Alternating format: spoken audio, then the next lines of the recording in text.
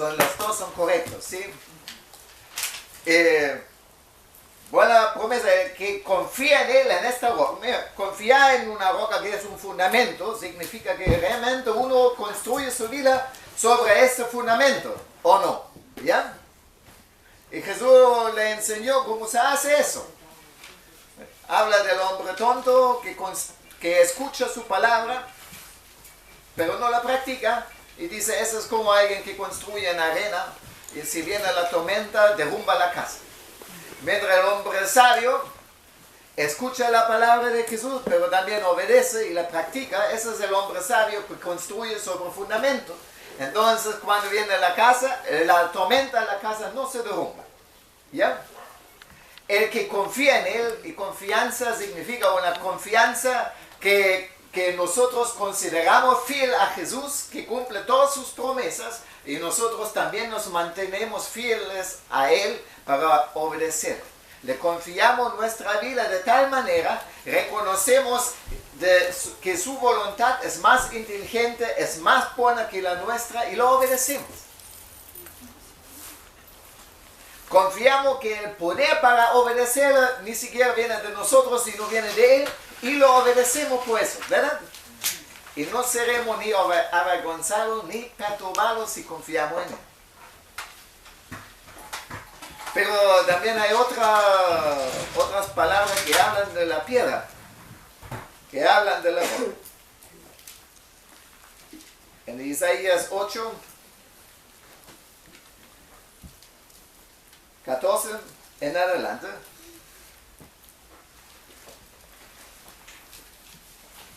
dice: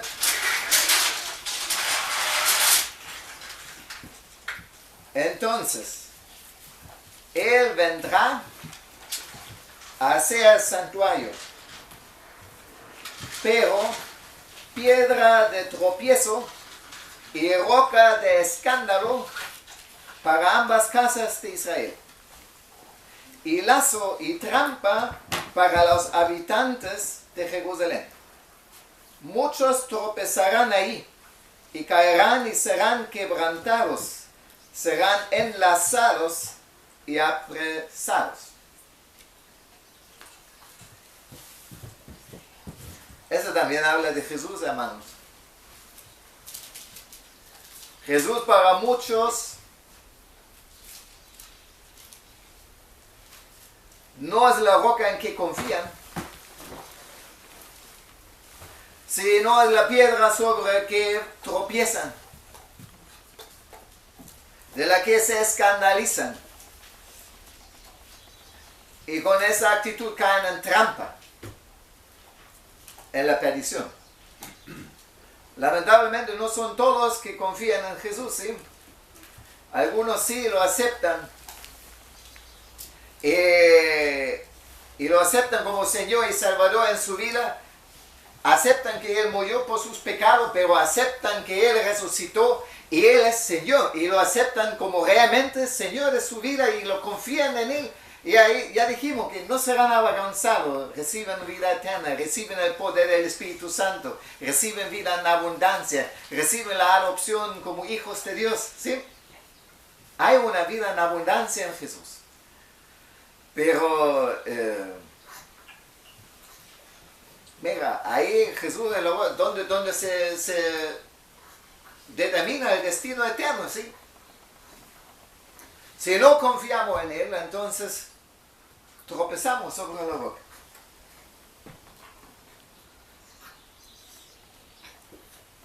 Y hay juicio. Pero ¿sabes lo que me afecta un poco? Es que este texto de Isaías lo dice al pueblo de Dios, habla de ambas casas de Israel que van a tropezar. Y nosotros estamos en tiempos que creo que ya estamos dentro, que según 1 Pedro 4:17, el juicio empieza en la casa del Señor. Nosotros somos la casa del Señor, ¿cierto? Y aquí es que empieza el juicio. ¿Saben?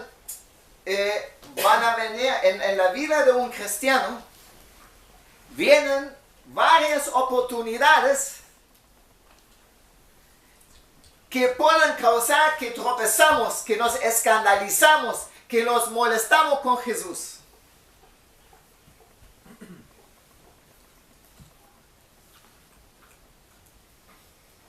Y creo que estas cosas se van a ver en el pueblo de Dios en más frecuencia aún. Porque son tiempos que Dios hace una división entre los que son y los que en realidad no lo son.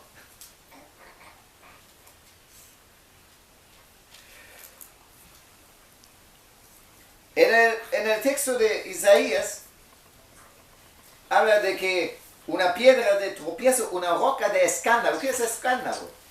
Si nos escandalizamos, ¿sí? Si nos molestamos, si nos enojamos con él, ¿ya? Y es un tema a lo largo de la Biblia. La Biblia habla varias veces de que gente se escandalizó de Jesús.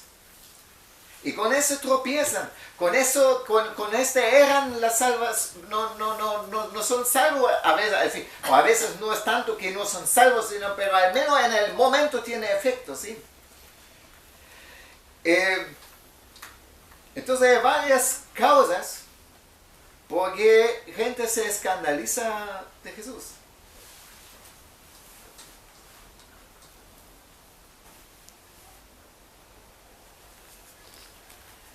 Mira, la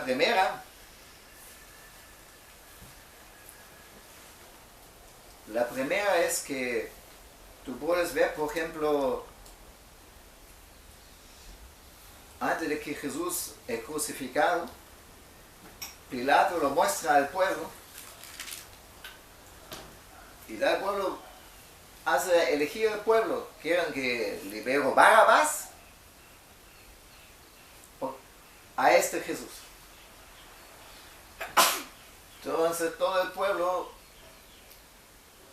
por influencia de los sacerdotes, así, dicen queremos Barrabás. Entonces, ¿qué hago con ese Jesús? Entonces todos gritan, crucifícalo, crucifícalo, crucifícalo. ¿Por qué tanta rabia? ¿Por qué tanta rabia? Porque todos estos que gritan, ahí crucifícalo, en este momento tienen rabia. ¿Y saben por qué tienen rabia? Se sienten engañados. Una semana, un poco menos que una semana, 5 días antes, muchos de esta misma gente han gritado, ¡Hosana! ¡Bendito el que viene en el nombre del Señor! Y han puesto ahí hojas de palma así, y estaban alegres cuando Jesús entra a Jerusalén montado sobre un asno. ¿Y qué pasa con esta gente? Que después todos están enojados. ¿Saben qué pasa con esta gente? Ellos se sienten engañados porque cuando Jesús entra a Jerusalén, están dispuestos a reconocerle como Mesías. Pero tienen su concepto de Mesías. Y cuando ven a Jesús debilitado, sangrando, débil, ¿ya? Ahí adelante lo ven. Y en este hemos confiado. De este hemos pensado que es el Mesías. Este no estaba a su... Ellos no querían un Mesías así. Ellos no querían un Mesías que muera en la cruz. Ellos no querían este tipo de Salvador. Ellos querían a alguien que viene y realmente hace orden y ya el juicio, y ellos pensaban que nosotros vamos a estar todos bien. Los fariseos, ¿por qué no querían a Jesús? Ellos querían otro Mesías.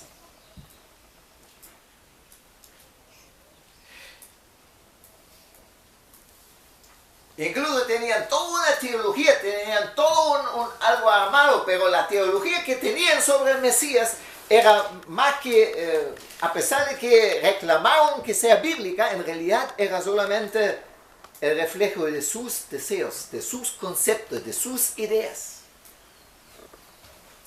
Y saben, muchas veces la gente se escandaliza con Jesús porque es desilusionado. Tiene que de repente se dan cuenta que este Jesús no es lo que antes pensaban. Se les ha pintado cuando fueron evangelizados, se les ha pintado un Jesús que no, en realidad muchas veces ni siquiera se hace esto, pero a veces sin que los que evangelizan hacen. Sin embargo, la gente cuando es evangelizado percibe que se va a convertir en un Jesús que ahora soluciona todos los problemas, que ahora la vida será más fácil, ahora todo va más tranquilo, menos problemas, más riquezas, mira, sanidad, éxito, bendición económica, y todo va hacia arriba. Y se equipan y de repente se nota que no es tanto así. ¿Cierto? Que ya lo saben.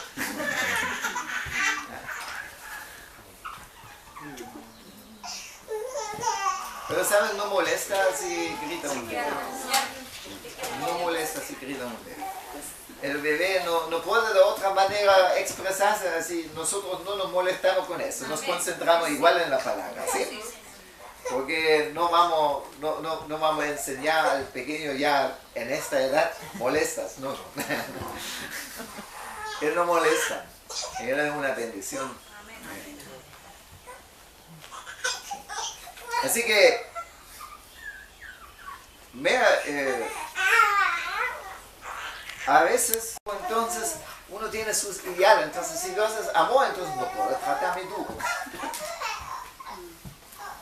La verdad es que a veces Dios nos trata duro. Por amor. Dice Hebreos 12 que justamente porque nos ama, Él nos disciplina, nos azota, dice.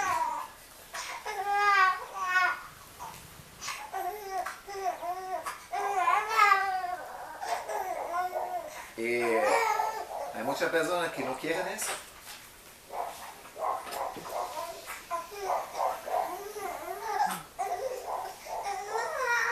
Quieren un Jesús, quieren un Salvador a su pinta.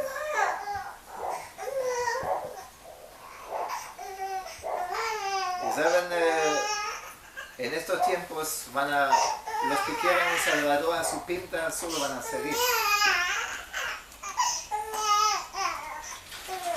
Es exactamente la diferencia, una de las diferencias entre un creyente y un religioso. El religioso siempre trata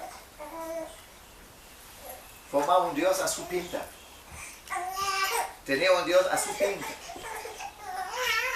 Entonces usa la Biblia no para que la Biblia enseñe a él, sino él interpreta todo según su pinta.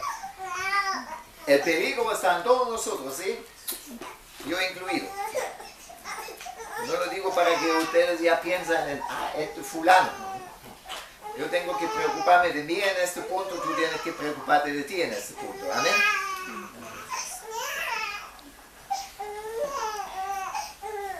Eso es lo primero, porque gente se escandaliza.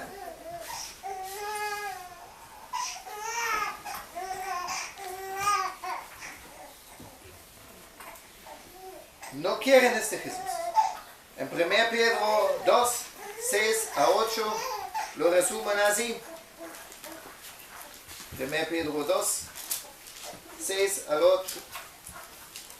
Pues eso se encuentra en la Escritura. Y aquí pongo en Sion una piedra escogida, una preciosa piedra angular.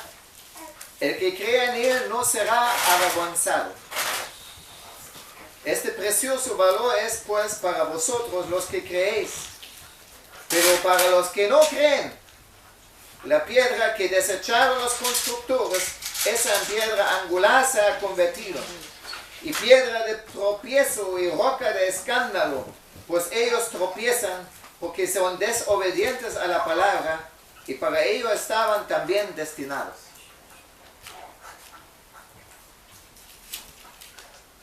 Hay gente desobediente a la palabra, ¿cierto? Entonces, con el tiempo no puedes aceptar que Dios es así como es, que Jesús es así como es. No obedecen a la palabra, no se someten, no quieren obedecer. Quieren un Dios que les ayuda, quieren un Cristo que les ayuda, pero no quieren un Dios al que ellos tienen que obedecer, no quieren un Cristo al que ellos tienen que seguir. Están muy contentos de tener un Dios que gira alrededor de su ego sumamente grande, pero no quieren someterse ante Dios. ¿Ya? Y por naturaleza todos éramos así.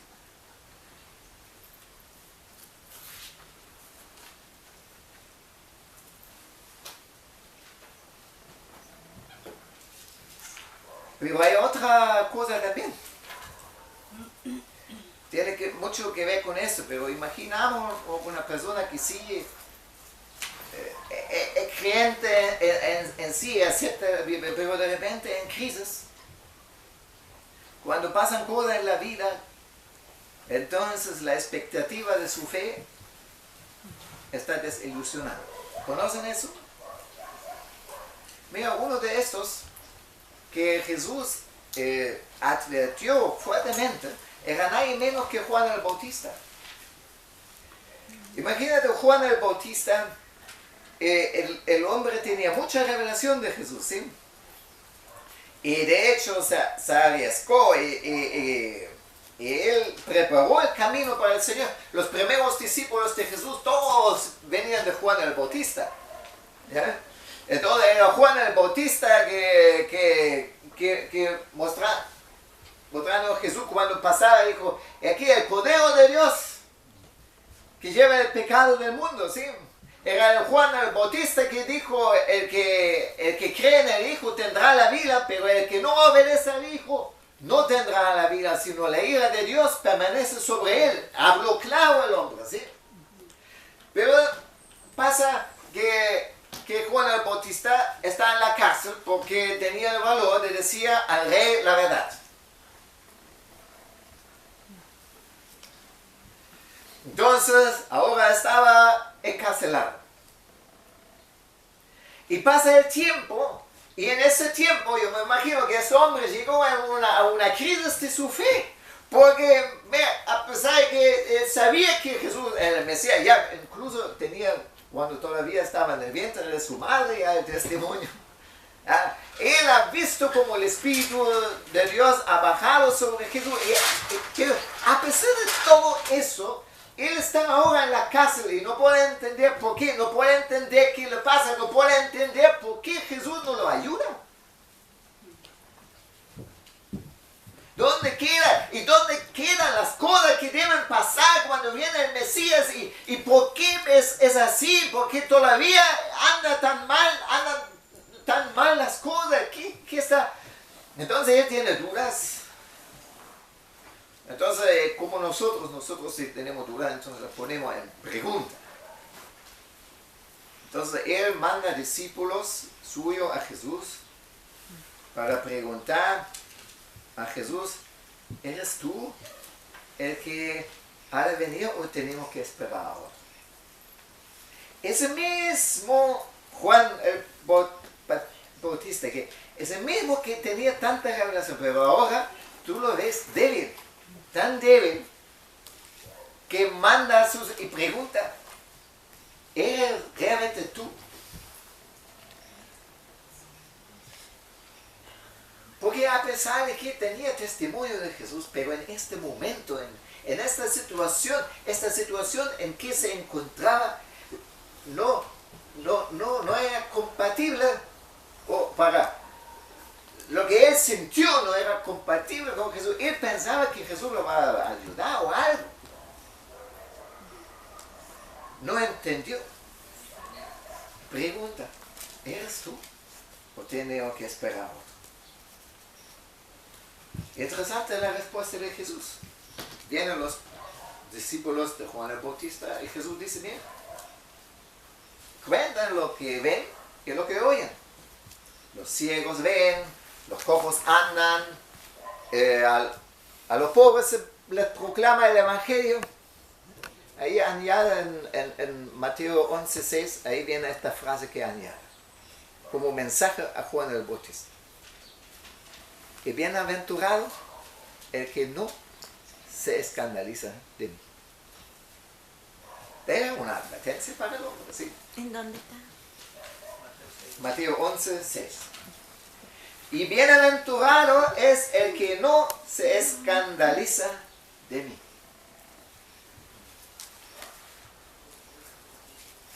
Otra palabra, ojo Juan, cuidado, eso puede ser una trampa para ti.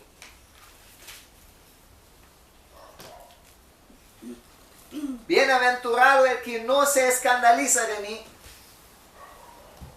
Y tú ya te estás escandalizando.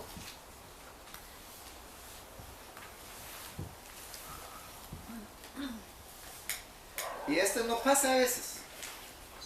Estamos en situaciones que no entendemos. Y nos escandalizamos de Jesús. Mira, Juan el Bautista al menos hizo algo en esto que era correcto. Porque imagínate, el hombre no manda a sus discípulos a Jesús. Imagínate, el hombre no pregunta a Jesús directamente. No va a recibir respuesta. Las cosas van a girar en su cabeza hasta que destruyan su fe. ¿Sí? Pero él hizo lo que en su debilidad, lo único bueno que pudo hacer, él manda para preguntar a Jesús y recibe al menos una respuesta, ¿sí? Esto mismo pasa a Job. ¿Se recuerdan de Job? El hombre ni de lejos, ¿qué pudo saber este hombre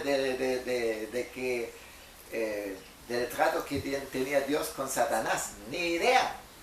Para Job todo era escondido, para Job era completamente inentendible por qué de repente se pasan, en un día se vuelan todas estas cosas encima.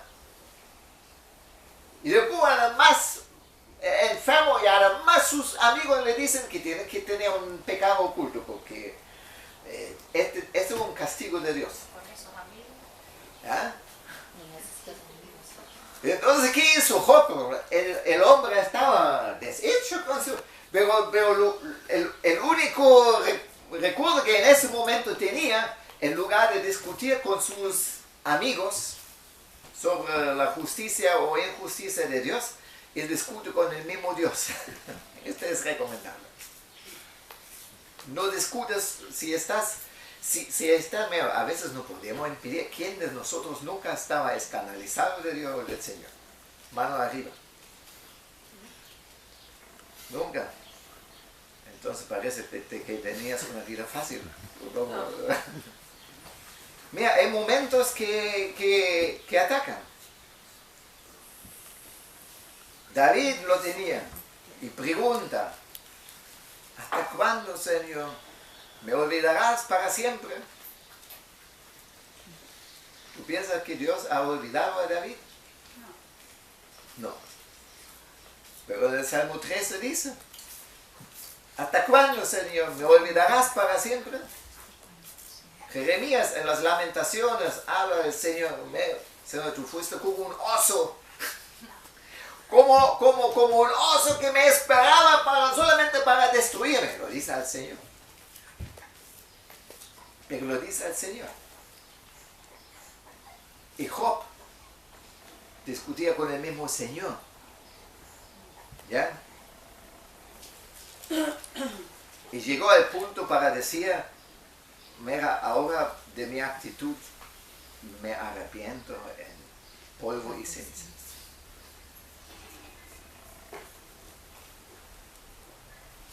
Cuando maduramos, deberíamos ya no escandalizarnos tanto.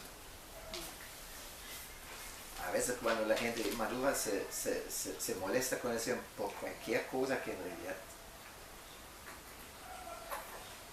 no es ni grave. ¿Ya?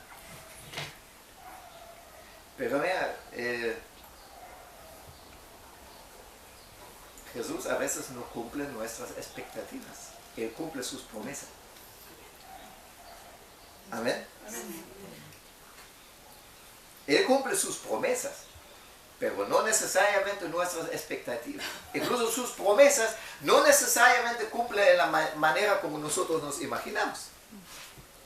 Los pensamientos de Dios son mucho más arriba que nuestros pensamientos. Y nos escandalizamos a veces porque no reconocemos que Dios es infinitamente más justo y más sabio y más amoroso que nosotros. Y nos parece que lo que hace, que nos parece que no es bueno, pero Dios es mucho mejor, es mucho más bueno que tú. Es mucho más justo, es mucho más sabio. Y eso, si no reconocemos esta soberanía de Dios, si no podemos, si no somos capaces de decir, Señor, en tus manos estoy y confío que tú no cometes errores, nos vamos a escandalizar. Mira, si este pasa por un momento y tú lo pones en una oración y ya vuelve a la fe, no es ningún drama. Pero si tú andas y cuentas a la gente como hablando como Dios se portó mal contra ti, ¿me entiendes? Ahí estás mal. Te puedo destruir la fe.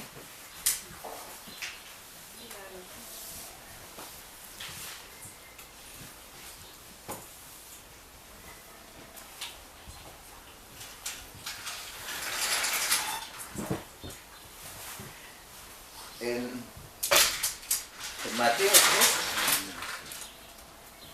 ¿tienes paciencia para escuchar más? Mateo, ¿cuánto? Mateo 13. Ahí encontramos un texto súper interesante. Mateo 13, 57. 13, 1, 3. Mateo 13, 57.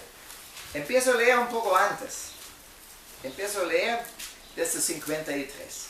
Dice: y sucedió que cuando Jesús terminó estas parábolas, se fue de ahí, y llegando a su pueblo les enseñaba en su sinagoga de tal manera que se maravillaban y decían: ¿dónde obtuvo esta sabiduría y estos poderes milagrosos? ¿No es este el hijo del carpintero? ¿No se llama su madre María y sus hermanos Jacobo, José, Simón y Judas? Así, no sé cómo los católicos lo hacen con la virginidad de María con este texto, ¿sí? Dicen que son primos, pero en el texto no está hablando de primos, está hablando de hermanos, ¿sí? ¿No están todas sus hermanas con nosotros? ¿Dónde pues obtuvo todas estas cosas? Y se escandalizaban a causa de él. Pero Jesús les dijo: no hay profeta sin honra, sino en su propia tierra y en su casa. ¿Sabe qué era el problema de esta gente? Ellos conocían a Jesús según la carne. Todo lo que dicen sobre él es correcto. Realmente María, su madre, realmente sus hermanos se llaman así como dice aquí, realmente conocían sus hermanas. Todo lo que dicen acerca de Jesús aquí, todo es correcto, absolutamente correcto. Ninguna cosa falsa, pero lo conocen según la carne. ¿Me entienden? Jesús era hijo de María, pero era más de eso. Jesús era hijo de Dios. El verbo, la palabra de Dios se hizo carne en Jesús. Y es el mismo Dios que en Jesús revela su gloria. Pero lo hace en una cosa que no asalta a la gente, que no obliga a la gente, sino hace en una forma que la gente lo puede recibir, pero también lo puede rechazar. Y ellos solamente no ven que la palabra así hizo carne, no ven, porque en En el Evangelio de Juan, Juan 1:14 dice que la palabra se hizo carne y vimos su gloria. La gloria como del unigénito del Padre, pero ellos no ven la gloria del unigénito del Padre, ellos ven solamente la carne. Ellos ven solamente Jesús en su... Sí, conocen todas sus relaciones familiares, así, lo han visto crecer, todo. Y entonces, ahora les enseña así, ¿qué es eso? Lo conocemos y cómo se toma esta autoridad. Son gente que conoce a Jesús según la carne. Entonces, hay cristianos que lo conocen, que tienen toda la información correcta acerca de Jesús. Entonces te pueden decir toda la dogmática de la cristología, te pueden decir todo, y saben incluso todas las discusiones así, y te pueden hacer grandes charlas, pero no conocen a Jesús en espíritu. No lo conocen personalmente. No andan con Él, no viven con Él, no viven en Cristo, no se desarrolla el poder de Cristo en ellos, ¿me entienden?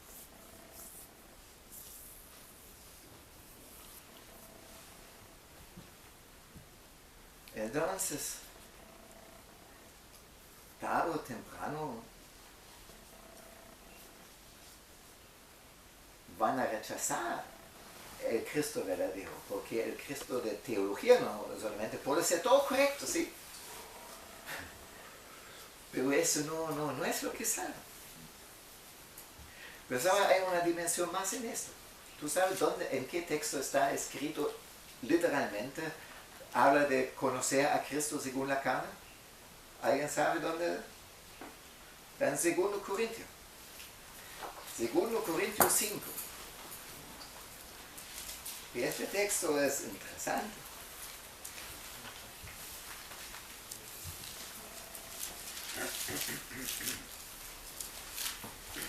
Los versículos 15 al 17. Y por todos murió, para que los que viven ya no vivan para sí, sino para aquel que murió y resucitó por ellos. De manera que nosotros, de ahora en adelante, ya no conocemos a nadie según la carne. Aunque hemos conocido a Cristo según la carne, sin embargo, ahora ya no le conocemos así. De modo que si alguno está en Cristo, nueva criatura es.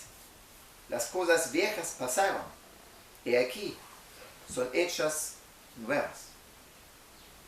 Sí, dice Pablo, aunque hemos conocido a Cristo antes según la carne, el mismo Pablo lo conoció antes según la carne.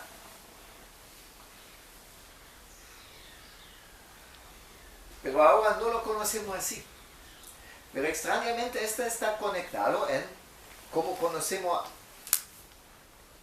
a los hermanos. Y también está incluido cómo conocemos a nosotros. Porque conocer a Cristo,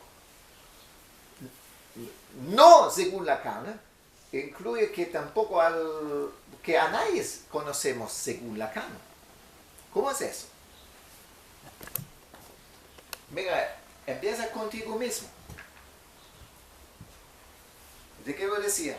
Conocer a Cristo según espíritu en lugar de, y no según la carne, incluye que tú conoces a Cristo en ti. ¿Me pueden entender?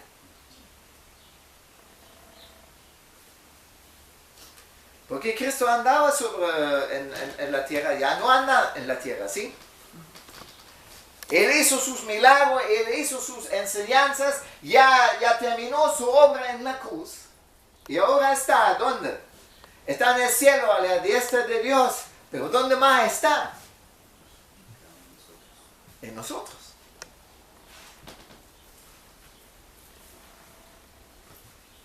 Cristo es el que bautiza con el Espíritu Santo, y los que están unidos con Él son un espíritu con Él. Es por eso que Cristo está en nosotros y nosotros estamos en Cristo.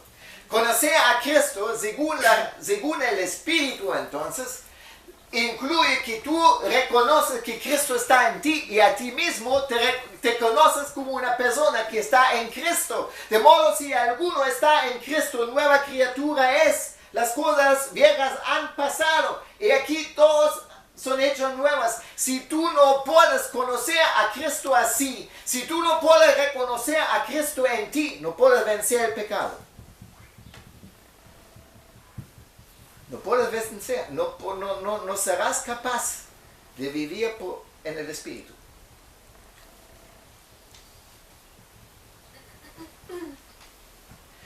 Pero si tú puedes reconocer a Cristo en ti, si tú puedes creer que tú estás en Cristo, entonces, dice Romanos 8:2,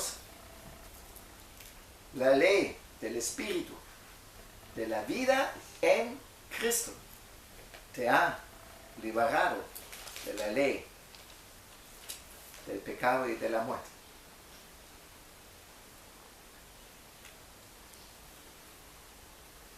Una linda promesa, ¿no? Una linda realidad. ¿Saben? Si tú no puedes conocer porque conocer a Cristo, tú tienes que conocerlo, no solamente que lo que ha vivido en la tierra, no solamente lo que ha hecho en la cruz, no solamente que ha resucitado, y ni siquiera solamente que está en el cielo. Tú tienes que saber que Cristo también es la cabeza de la iglesia. Que tú estás en Él, que Cristo está obrando en ti. Porque si no, será la vida cristiana siempre una sobreexigencia.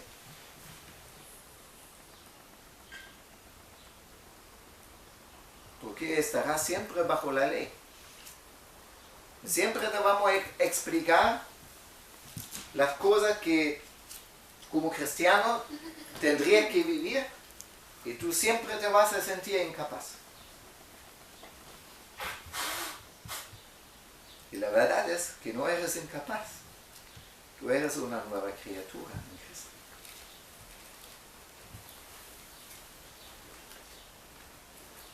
Y sabes, lo mismo pasa con tus hermanos.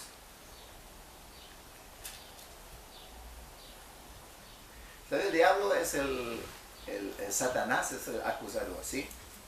Entonces él gasta toda su energía para convencer a los hijos de Dios. En realidad no cambiaste nada.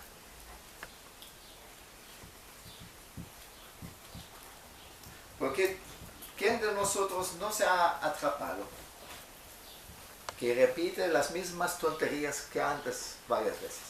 ¿Quién no se ha atrapado en eso? ¿Quiénes no tienen puntos que todavía... Mira, espero que todos aquí hemos experimentado cambios, ¿sí? Pero todos también conocemos puntos que al menos por largo tiempo no nos resultó vencer, ¿o no? ¿Alguien tiene aquí que puede decir que tiene completamente bajo su control su carácter, que ya no cae en ninguna cosa como antes? ¿Sí? Mano arriba.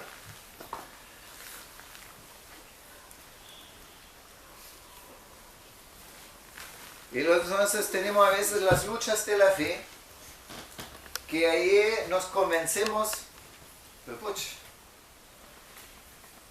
estoy todavía la misma, todavía no he vencido, todavía no ha cambiado, todavía no va a cambiar nunca.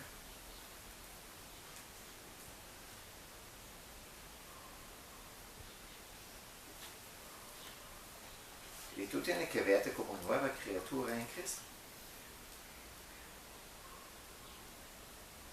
Porque el recurso que tú tienes para vencer es que tú sabes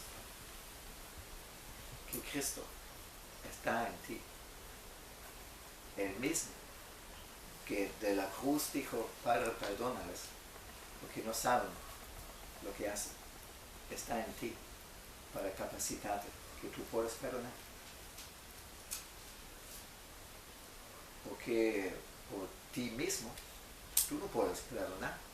porque nuestra naturaleza humana no es perdonadora de ninguno de nosotros, amados.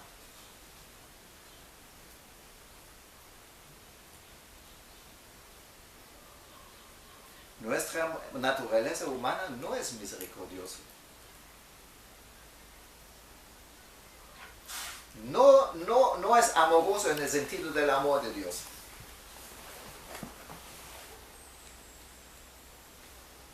Todo lo que la Biblia espera, toda la vida nueva de un cristiano, todo es, en realidad, es la realización de la vida de Cristo en ti. Todos los mandamientos de Dios se transforman en promesas. Ya no son exigencias, sino son la descripción de la obra de Cristo en ti.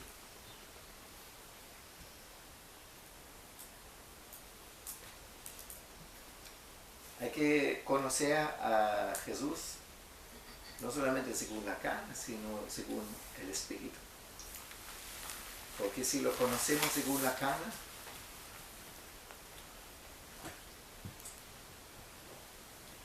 sus enseñanzas al fin nos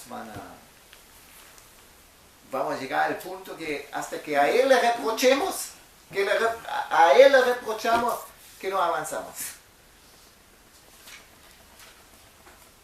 Y así hay que conocer a los hermanos también, ¿o no? De Cristo.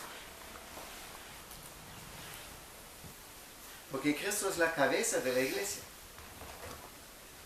Y la realidad de los hermanos no son sus errores, su identidad es que son nueva criatura en Cristo.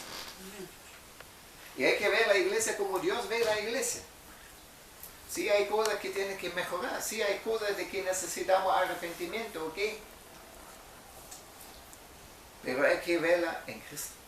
Hay que reconocer a Cristo en ella. Entonces la gente anda desilusionado de la iglesia, molestado de la iglesia, escandalizado por la iglesia, con o sin razón da lo mismo, pero andan con eso y todos que pude observar durante mucho tiempo se apartan de la fe.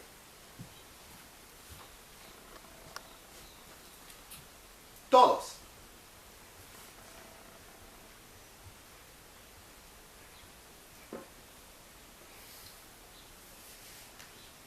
Hay que conocer a Cristo según el Espíritu. Reconocerlo en ti mismo. Reconocerlo también en la iglesia. Reconocerlo en los hermanos, a pesar de tantas mañas, a pesar de tantas cosas que todavía no funcionan. Amén.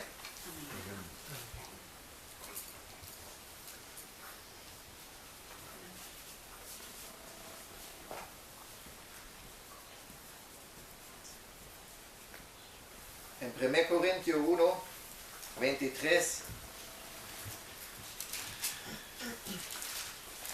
tiene mucho que ver con eso.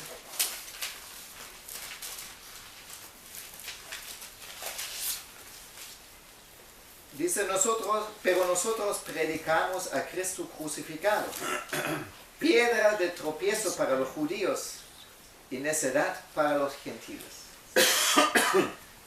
¿Saben? El tema de Cristo crucificado es en contra de nuestra naturaleza humana. La gente no espera un Cristo crucificado. Ahí tenemos varios temas con la cruz. Ahí tenemos el tema de la gracia. Y a la pura gracia a veces puede ser escandalizador o escandalizante o escandalizante. Imagínate ¿no? en el día de mañana yo, cuando de repente yo estoy esperando estoy orando mucho, pero yo, por los gays, por los lesbianos. Y a veces son como los desechados por los cristianos, ¿sí? Realmente, imagínate si se convierten muchos. Entonces ahí en algunas casas vas a ver, sí, pero que venga a mi casa, pero cuidado. A veces sí puede ser necesario tener cuidado, sí, pero estoy hablando, a veces hay una... Entonces, algunos van a tener problemas de salir de sus prejuicios. ¿Y sabe qué? Con muchos de ellos va a pasar lo mismo como a nosotros. Algunos de nosotros desde años estamos en la fe y todavía no tenemos nuestra boca bajo control. Pero cuando una persona tiene problemas sexuales, este tiene que tener rápido bajo su control. ¿O no?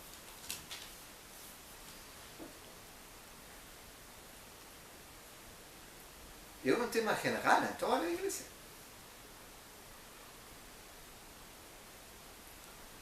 Mira, pecado es pecado y algunos van a salir rápido, pero algunos van a caer varias veces más. ¿Ya? Y tenemos este característico de Dios, que es un Dios de gracia. Imagínate lo que pasó a David. Un pecado atroz, porque el hombre abusó su poder como rey,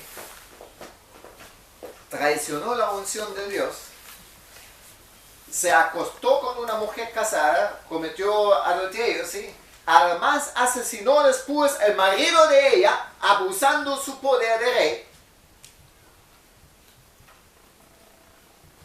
Y se arrepiente, tan público que tenemos el Salmo 51 todavía en la Biblia.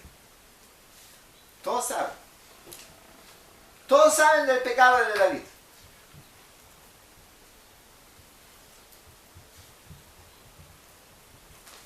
Y no era la única vez que fallaba el hombre. Este fue lo más drástico, ¿sí? Sin embargo, Dios lo restauró.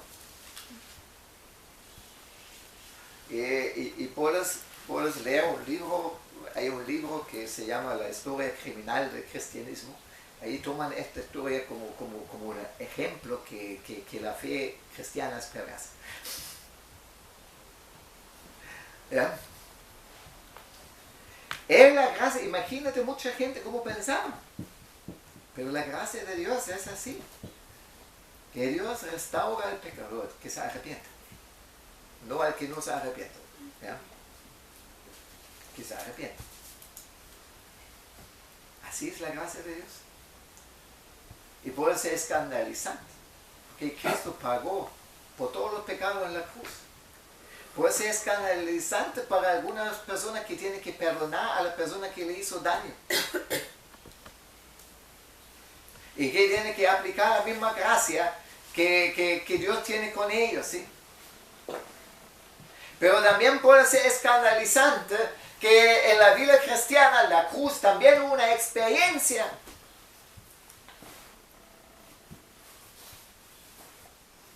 Pablo, por ejemplo, ahora pide, sácame este demonio que me golpea, sácame este aguijón de la cara, libérame de eso. Y Dios le dice, no.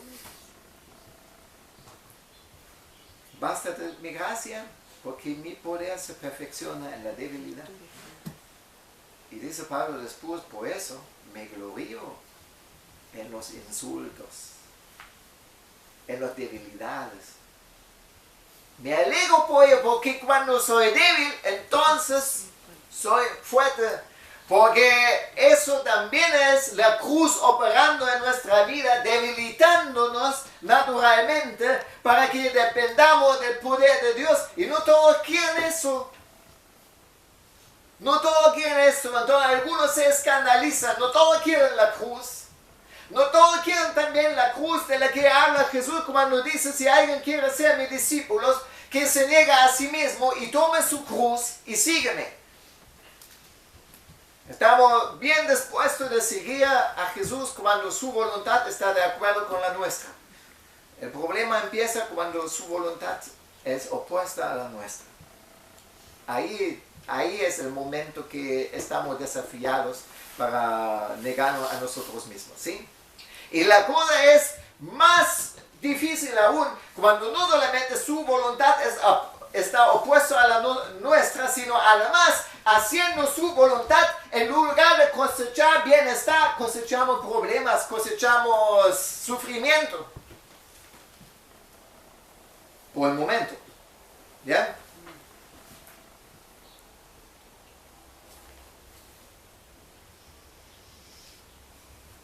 Y ahí es que cuando es difícil, cuando va en contra de nuestra naturaleza, ahí es que tomamos la cruz.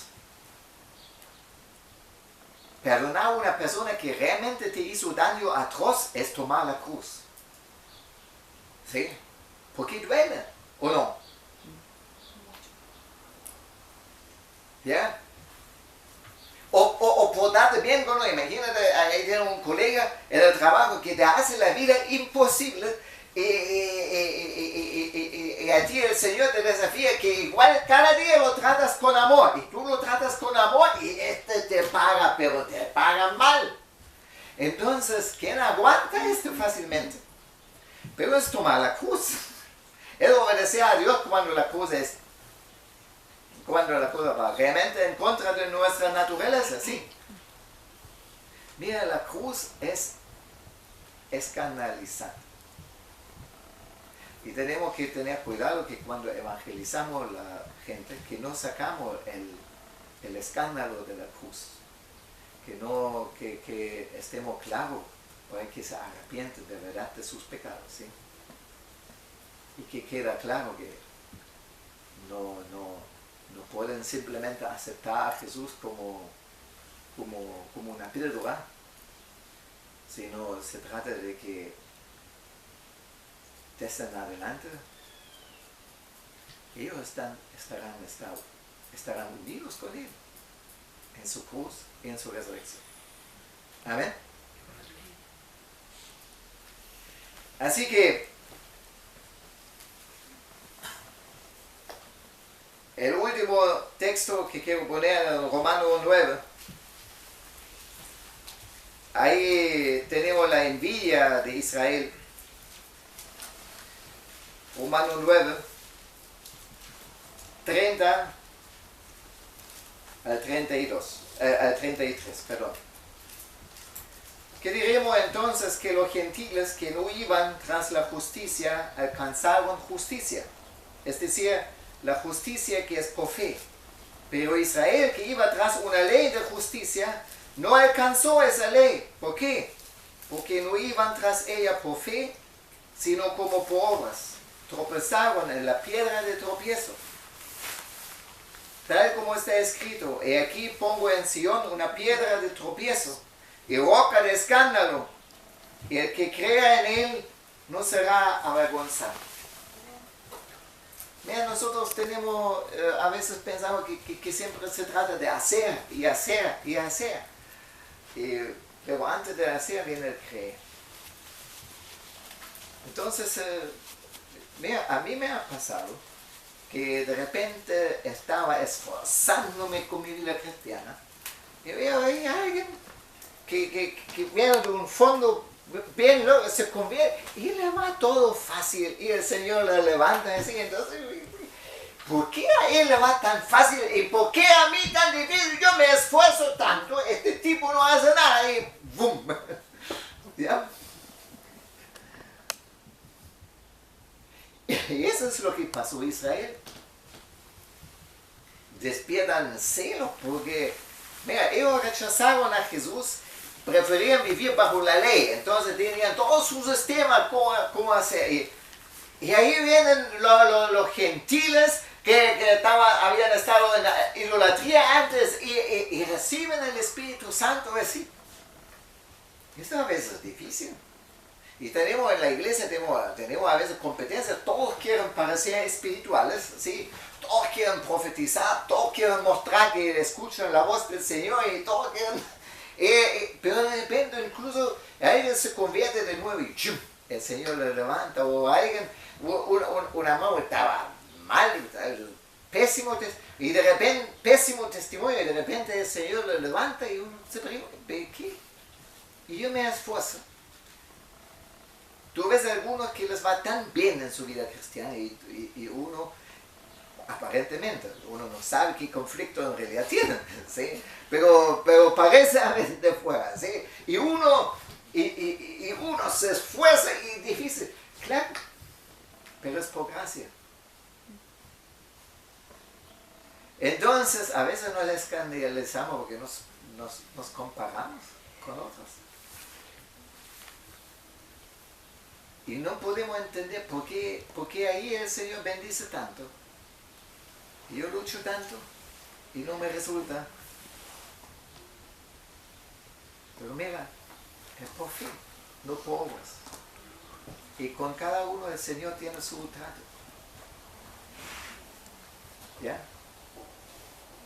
Con cada uno el Señor tiene su trato. Así, bienaventurado el que no se escandaliza. No podemos ni escandalizarnos porque deseamos otro Jesús. Ni podemos escandalizarnos porque lo conocemos a Jesús solamente según la carne. Pero no según el Espíritu, ¿sí? No podemos escandalizarnos por rebeldía, ni por envidia espiritual, ¿sí?